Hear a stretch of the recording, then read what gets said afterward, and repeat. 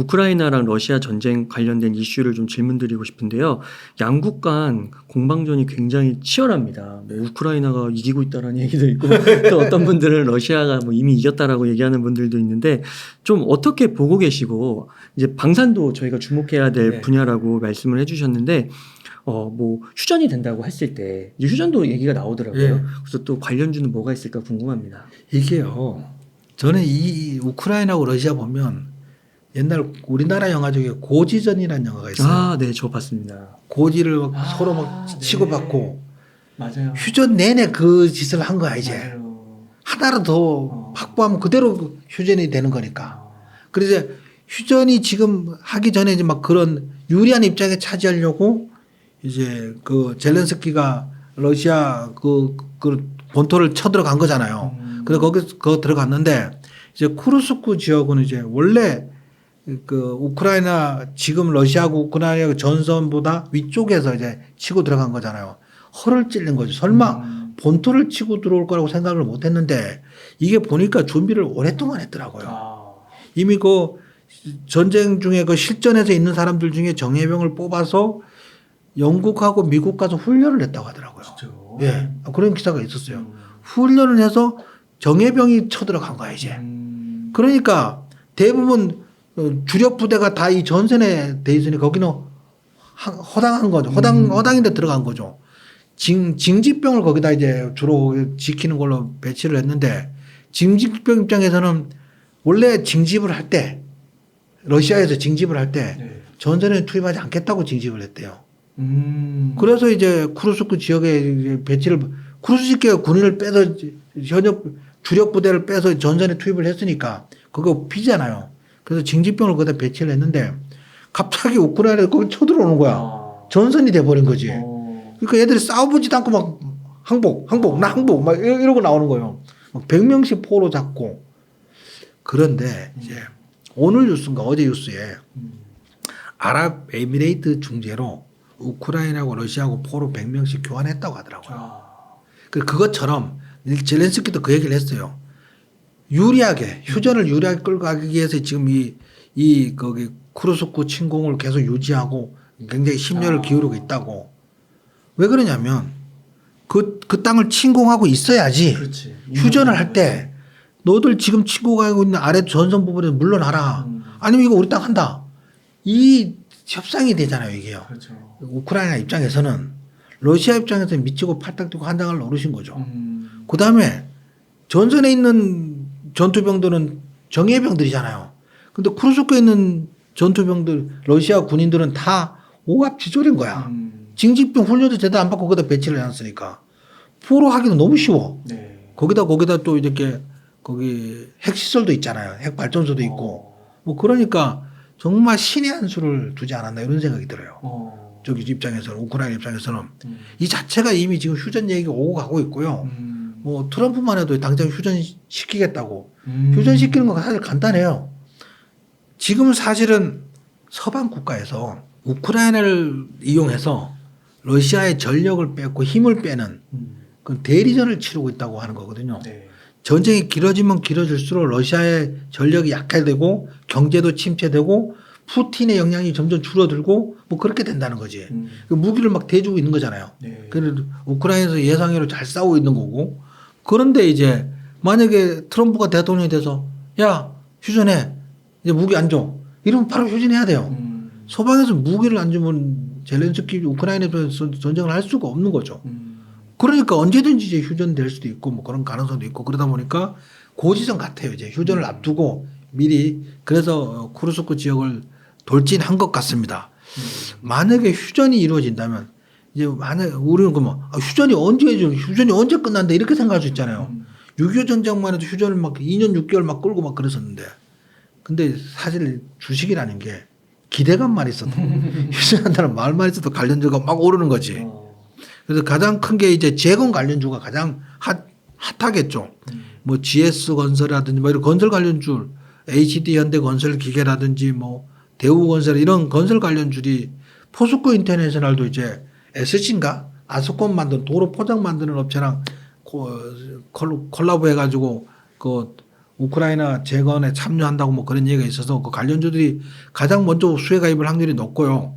그다음에 이제 에너지 관련주도 이제 지금 우크라이나가 러시아를 침공하니까 러시아가 유럽 쪽으로 수출을 제대로 못 하고 있는 거야. 뭐 둘러서 조금씩 하고 있지만 제대로 못 하는 게 그게 해결될 거니까 그 에너지 관련주도 좀 관심을 가질 수 있을 것 같기도 하고요. 그다음에 이제 농업 관련주. 지금까지 이제 전쟁이 있으니까 농사를 잘 못 지었잖아요. 많은 국민들이 지금 전쟁터에 가 있으니까 농사를 잘 못 짓고 그랬는데 이제 그 식량 문제도 좀 해결돼서 그 관련주도 관심을 좀 가져야 되고 뭐 그럴 것 같습니다. 예. 근데 만약에 그 고지전에서 우크라이나가 조금 더 유리한 입장에서 휴전을 하게 되면 러시아가 안 받아들일 것 같은데요. 얼마 전에 그 정우가 나오는 드라마 중에 느아르 영화가 하나 있었어요. 저 영화 제목이 생각이 안 나는데 그 정우가 그 다른 파하고 전쟁을 하는데 그 정우 위에 있는 분이 회장님이 이제 김갑수였어요. 영화 배우 김갑수인데 그 휴전을 좀 어떻게 중재를 해주면 안 되겠냐 이러니까 김갑수가 이런 말을 하더라고요. 더 죽어야 돼. 휴전은 더 죽어야 휴전을 하는 거지. 전력이 살아있으면 휴전을 못 한다는 거지. 더 이상 싸울 여력이 없을 때 휴전을 한다는 거야.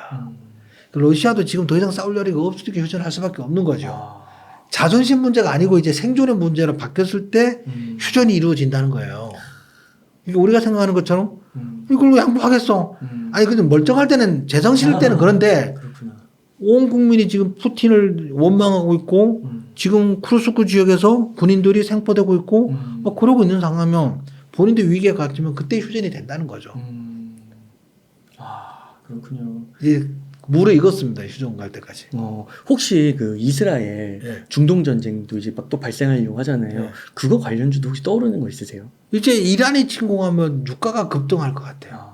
유가 급등하면 또 우리나라 관련주 있잖아요. 그 대표적인 거 중앙 에너지인가 뭐 그거 있고 한국 석유 뭐 또 뭐지? 뭐 석유 하나 있잖아요.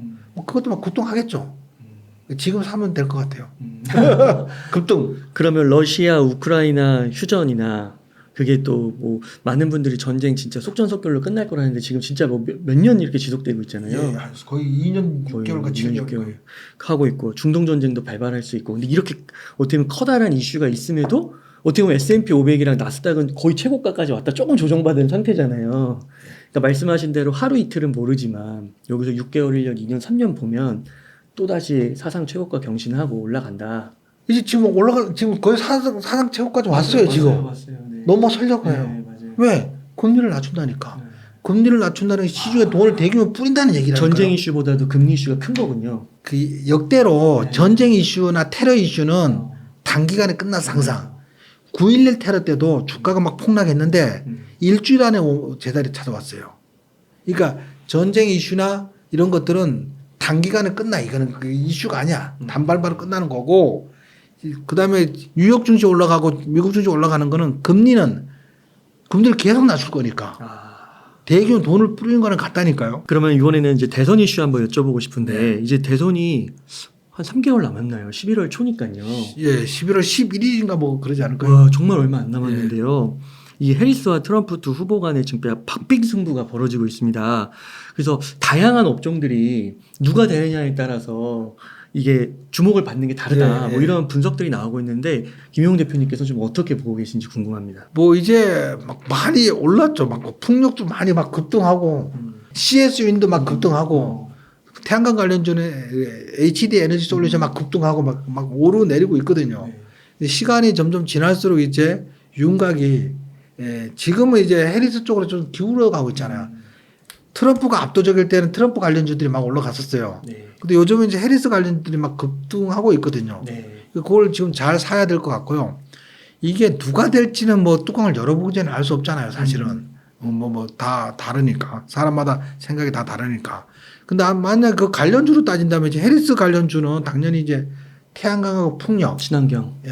풍력은 이제 신재생 에너지죠. 풍력은 이제 많이 오른 감이 있는데 아직도 뭐 대선까지 몇 달 남았으니까 더 올라갈 수 있다고 치고 그다음에 태양광이 예상외로 반응이 잘 안 됐어요. 태양광도 좀 관심 있게 봐야 될 것 같고요. 그다음에 헬스케어 분야.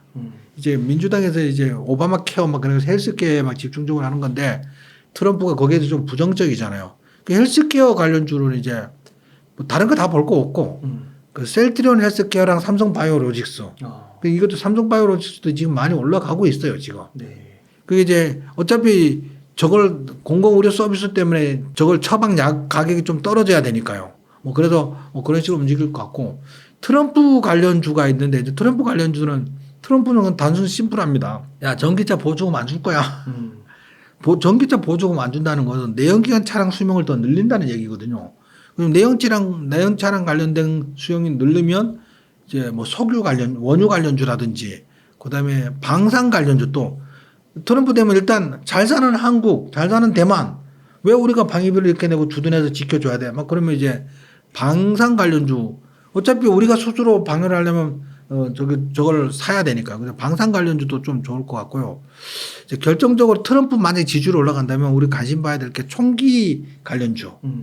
미국은 이제 트럼프는 이제 총기 소유를 합법화하는 뭐 그런 거니까 그 중에 이제 총기 관련주 중에 총알을 만들어내다가 풍산하고 고려아연 뭐 이런 종목들이 있거든요. 네. 이런 종목들이 이제 트럼프 지지율이 올라간다고 치면 이런 종목 관심을 꼭 가져야 될 것 같고요. 그 총알이 많이 팔릴 거니까 뭐 그런 부분인 것 같습니다. 그래서 방산 관련주는 이제 많이 오르긴 했는데 뭐 LIG 넥스원이라든지 항공우주, 현대로템, 하나에어로스페이스 이런 것들이 뭐 좋을 것으로 판단되고요. 총기 관련주는 이제 고려아연이나 풍산 뭐 이런 실탄 관련주들이 좀 많이 오를 것 같습니다. 예. 그 워런 버핏 같은 경우는 그 버크셔 해서웨이가 울타뷰티라는 화장품주를 샀더라고요. 예. 이거는 뭐 어떻게 바라봐야 될까요? 이제 워렌 버핏 입장에서는 이제 뷰티의 산업이 더 성장성이 있다라고 생각을 한 것 같아요. 이제 보통 이 사람이 움직이는 것 자체에서 시장에서 주목을 하고 실제로 워렌 버핏의 버크셔 해서웨이가 투자한 종목들은 대부분 많이 오르는 경향이 있거든요. 그 오르는 경향이 있는 게 단순하게 뭐냐면 워렌 버핏은 또 급락했을 때 사요. 올라간 종목 잘 안 사요, 이 사람은. 그러니까 급락했을 때 사니까 워렌 버핏 사면 올라가는 거죠. 샀다는 그 한 가지 이유만으로도 올라가는데 어찌됐든 지금 그 울타뷰티는 우리나라로 따지면 이제 올리브영과 같은 그 소매 판매 관련된 뷰티 업체인데 버크셔 해서웨이가 이 회사에 투자했다는 그 사실은 뷰티 산업이 성장 가능성을 높게 평가했다고 해석할 수 있거든요. 네. 당연히 이제 그러니까 전 세계에서 관심을 가지고 있는데 문제는 우리나라 K뷰티가 시장을 압도하고 있는 거죠 지금. K뷰티가 특히 우리가 원래 화장품 그러면 중국의 매출액이 1위였잖아요. 지난 분기만 해도 미국 그 화장품 판매가 1위였어요. 네. 물론 이제 중국이 그 경기가 침체되면서 소매가 경기가 많이 죽어서 그런 경향도 있긴 한데 어쨌든 미국에서 K뷰티 소비가 굉장히 높고 그다음에 유럽에서도 우리나라 그 화장 그 바른 듯 안 바른 듯한 자연스러운 그다음에 강택이 나는 이거에 대해서 굉장히 선호하는 경향이 있거든요. 네. 그래서 어차피 화장품 관련 산업이 좋을 거라고 생각해 투자를 한 것 같고 그렇다면 이제 우리나라 화장품 관련주도 또 전망이 좋아지겠죠. 그 화장품 관련주는 이제 완성품 화장품을 만들어 파는 뭐 그런 업체가 있을 수 있고 그다음에 OEM이나 ODM 뭐 그런 업체가 있을 수 있잖아요. ODM은 저쪽에 있는 화장품 업체에서 주문자 상표 부착으로 원하는 상표를 만들어 주는 거고 ODM은 이제 한국 콜마 같은 데서 이제 내가 화장품을 만들어서 업체를 선정해서 이걸 좀 팔아줘 이렇게 판매를 의뢰하는 거고 생산을 의뢰하는 게 OEM, 판매를 의뢰하는 게 ODM이거든요. 거기에 이제 한국 콜마 같은 것도 굉장히 좀 지금 주가가 높지 않으니까 지속적인 상승세가 올라갈 것 같고 좀 요즘 이제 젊은 사람들이 좋아하는 게 이제 마녀 공장이라고 들어보셨어요? 화장품 업체인데 이게 2014년인가 13년인가 런칭했는데 클린 뷰티 얼굴 세정제나 뭐 이런 거 클린 뷰티하고 자연주의 제품을 선호하는 소비자들 사이에서 인기를 끌고 있는데 특히 젊은 사람들이 좋아해요. 브랜드인가요? 예, 회사 이름이 마녀 공장이고 화장품 이름도 마녀 공장이에요. 홈페이지 마녀 공장 화장품 들어가면 가격이 싸요. 젊은 사람들이 좋아할 만큼. 네. 젊은 사람들이 이제 맞아요. 거기 싸고 품질이 좋아야 되는 거지. 싼 만큼 싼 대신 품질도 굉장히 좋은 것 같아서 마녀 공장이 굉장히 인기를 끌고 있고 앞으로도 이제 증권사 애널리스트들의 컨센서스상 앞으로도 굉장히 좋을 것 같고 실제로 이제 울타뷰티에 그 입점도 하고 있다고 하더라고요. 그래서 이런 종목들도 좋은 으로 나올 걸로 그렇게 예상하고 있습니다. 아, 그렇군요. 감사합니다.